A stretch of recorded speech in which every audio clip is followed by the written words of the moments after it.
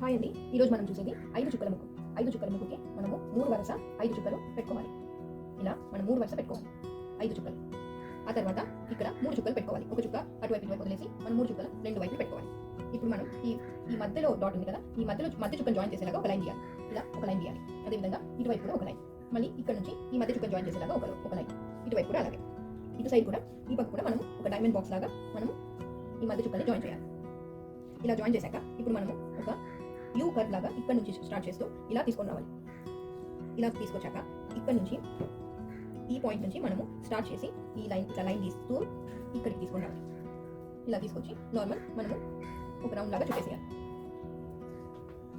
అదేవిధంగా మనము ఇటువైపు కూడా ఒక సెమీ సర్కిల్ గీయాలి. సెమీ సర్కిల్ కాదు, యూ కర్వ్ లాగా గీయాలి మనం. ఇప్పుడు ఇక్కడ నుంచి మనము ఇందాక మనం ఇక్కడ వదిలేసిన దాన్ని జాయిన్ చేసేయాలి. అదేవిధంగా ఇప్పుడు మనం మళ్ళీ ఇక్కడ నుంచి ఒక లైన్ తీసుకుంటూ ఇలా వెళ్ళాలి.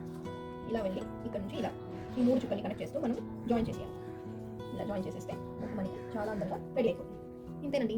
మీకు నచ్చితే లైక్ చేయండి, సబ్స్క్రైబ్ చేయండి. Thank you.